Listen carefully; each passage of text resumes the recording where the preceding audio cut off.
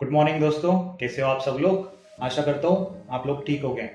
मेरा नाम है शुभम और मैं एक यूएचएससी प्रोफेशनल हूँ और मैं आज आपके लिए यहाँ पे लेके आया हूँ हमारे टूलबॉक्स टॉक सीरीज का नया टॉपिक। हमारे नए टॉपिक का नाम है permit to work system. Permit to work system के बारे में बताने से पहले मैं आपको बताना चाहूंगा कि परमिट टू वर्क सिस्टम ये टॉपिक लेने के पीछे का हमारा मकसद है कि जितने भी हमारे भाई वर्कर्स हमारे साथ यहाँ पे साइट पे काम कर रहे हैं कि वो इस टॉपिक के बारे में जान पाए कि परमिट टू वर्क सिस्टम क्यों इंपॉर्टेंट होता है, इसकी क्या क्या रिक्वायरमेंट होती है और परमिट टू वर्क सिस्टम कितने टाइप्स का होता है। तो चलिए फिर शुरू करते हैं आज का हमारा नया topic, work permit system. Work permit system is a formal written process which is used to control certain types of activities. It ensures work is properly planned, authorized and carried out safely. Why it is important? Work permit system जो है ये क्यों जरूरी है। Work permit system जो है हमें accident से बचाता है। वर्क परमिट सिस्टम जो है हमें इंजरीज से प्रिवेंट कराता है। वर्क परमिट सिस्टम जो है हमें हजार्ड आइडेंटिफिकेशन करने में मदद करता है। वर्क परमिट सिस्टम जो है हमें कंट्रोल मेजर्स अप्लाई करने के में मदद कराता है। वर्क परमिट सिस्टम जो है हमें इंश्योर कराता है communication between workers, supervisors and other departments. Work permit system जो है एक लीगल कंप्लायंस है। वर्क परमिट सिस्टम जो है एक सेफ्टी स्टैंडर्ड है। ऑल्सो वर्क परमिट सिस्टम जो है एक स्टैट्यूटरी रिक्वायरमेंट है। वर्क परमिट सिस्टम हमें कब रिक्वायर्ड होता है। वर्क परमिट सिस्टम जैसे कि हम किसी इंडस्ट्री में काम कर रहे हैं, वहाँ पे हमें अगर किसी चीज़ का नया इंस्टॉलेशन कराना है, किसी चीज़ को हमें डिसमेंटल कराना है, किसी चीज़ को हमें मेंटेनेंस देन करना है, अदरवाइज कुछ हार्ड सर्विस, कुछ सॉफ्ट सर्विस की एक्टिविटीज़ हमें परफॉर्म करनी है, अदरवाइज कुछ डेली रूटीन की कुछ छोटी छोटी एक्टिविटीज़ भी हो सकती है। अगर हमें इंडस्ट्री के अंदर किसी छोटी से छोटी चीज़ की भी एक्टिविटी करनी है तब हमें वर्क परमिट सिस्टम की आवश्यकता होती है। वर्क परमिट कितने टाइप्स के होते हैं तो ये इंडस्ट्री के हिसाब से होता है। अगर हम ऑयल एंड गैस में इंडस्ट्री में काम कर रहे हैं, अदरवाइज कंस्ट्रक्शन इंडस्ट्री में काम कर रहे हैं और किसी फैसिलिटी किसी मेंटेनेंस इंडस्ट्री में काम कर रहे हैं, तो इसके हिसाब से वर्क परमिट जो होते हैं वो डिजाइन होते हैं। तो कुछ कॉमन वर्क परमिट जो है मैं आपको यहाँ पे बताऊंगा। जनरल और कोल्ड वर्क परमिट जो कि सेम है, और hot work permit, confined space work permit, work at height work permit, electrical work permit, excavation work permit, lifting work permit, high pressure testing work permit, radio active material का radiation work permit, ये सारे work permits हैं।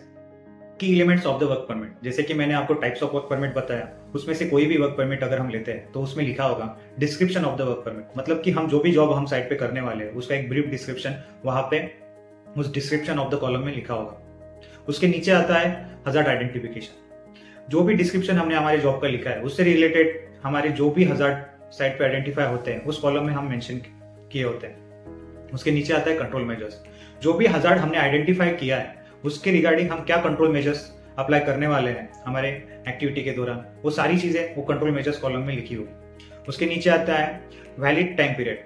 हमारा work permit का time कितना है, हम कितने टाइम से लेके कितने टाइम तक काम कर सकते हैं। मतलब हमारा वर्क परमिट अगर 6 o'clock को मॉर्निंग को इशू होता है तो हम उसमें कितनी देर तक काम कर सकते हैं, हमारा टाइम लिमिट क्या होगा उसके अंदर वो लिखा होगा। जैसे कि मॉर्निंग 6 AM से लेके इवनिंग 6 PM तक, 12 hours फॉर एग्जाम्पल। ओके, उसके बाद आता है ऑथोराइज सिग्नेचर्स। आपका वर्क परमिट ऑथोराइज है कि नहीं है आपको कैसे पता चलेगा कि वहां पे एक कॉलम होगा ऑथोराइज सिग्नेचर। उसके अंदर में कुछ 3 या 4 या फिर उससे भी ज्यादा कुछ सिग्नेचर हो सकते हैं जो कि रिस्पॉन्सिबल पर्सन होते हैं उस प्लांट के, जो कि ऑथोराइज होते हैं कि आपको वर्क परमिट इशू करने के लिए आपको वहां पे किसी जगह पे जाके काम करने की अनुमति देते हैं। ठीक है, उसके बाद आता है handback process like a close out. अगर आप किसी वर्क परमिट को इशू कराते हो आप तो उसको क्लोज आउट जब आप कब कर सकते हो, जब आपकी पूरी एक्टिविटी कंप्लीट होती है। अदरवाइज आपका जो टाइम पीरियड है वो खत्म होता है, उसके बाद में आपको जो वर्क परमिट है वो ले जाके वापस से सबमिट करना होता है इश्यूअर के पास जहां से आपने वर्क परमिट इशू किया था। Your responsibilities as a being worker, as a being employ, as a being staff member on the site. हमें ठीक से वर्क परमिट पढ़ना है, उसमें क्या लिखा गया है, उसमें क्या चीज़ें मेंशन की गई है, वो सारी चीज़ों को हमें ठीक से फॉलो कराना है। हमें कोई भी टास्क जो है, कोई भी एक्टिविटी जो है हमें विदाउट वर्क परमिट नहीं करनी है। जो भी सेफ्टी मेजर्स जो है हमें वर्क परमिट में दिया गया है वो सारे सेफ्टी मेजर्स को हमें ठीक से फॉलो कराना है।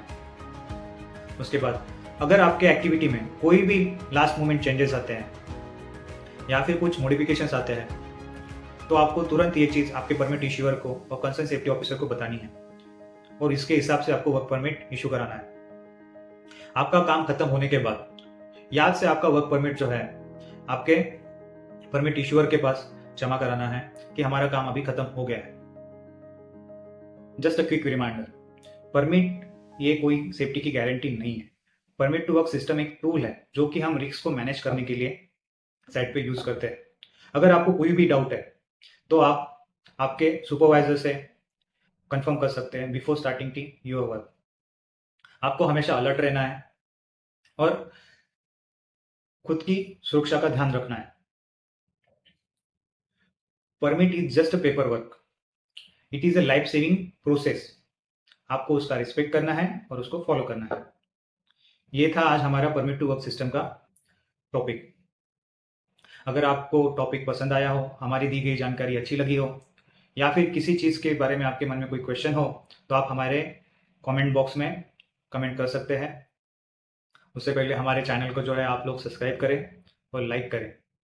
धन्यवाद। खुदा हाफिज। जय हिंद।